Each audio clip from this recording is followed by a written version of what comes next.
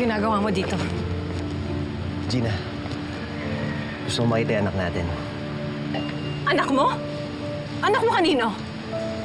Anak mo kay Betsy? Ano sinasabi mo? Buntis yung kabit mo. At posibleng ikaw ang ama.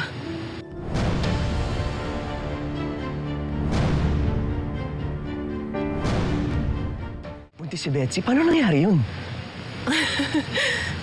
Ano yan, nagtatanga-tangahan ka? Bigla ka nag-amnesia? Nakalimutan mo kung paano gumawa ng bata? Hindi yun ang ibig kong sabihin. Eh ano? Ilang beses kayo nagpakasarap, di ba? Tapos sasabihin mo sa akin, posibleng may nabuo sa inyong dalawa? Nag-iingat kami.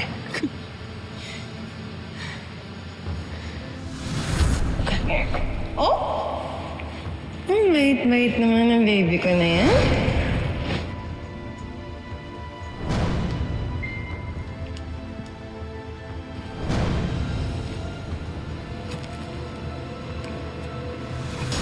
Oo nga pala. Yung condom. Doon ako unang nagduda sa'yo, di ba? Hayop ka. Nagsinungaling ka pa sa akin. Gina, huwag kang maniwala kay Betsy. Baka niloloko ka na naman niya. Nanggaling na kami ng hospital, Gerald. Kitang-kita namin. May laman yung tiyan niya at buhay na buhay. At resulta yun ng panloloko niyo sa akin. Gina. Huwag mo akong hahawakan. Gina, please. Huwag mo akong hahawakan! Gerald, hindi ko to matatanggap. Alam ko walang kasalanan yung bata at hindi niya kayo pininabining magulang niya. Pero hindi ko talaga to matatanggap dahil si Betsy yung magiging nanay niya. Hindi! Kakausapin ko si Betsy. Aalamin ko yung totoo. Kakausapin mo. Oo, kausapin mo. Or better yet, magsama na kayong dalawa sa impyerno!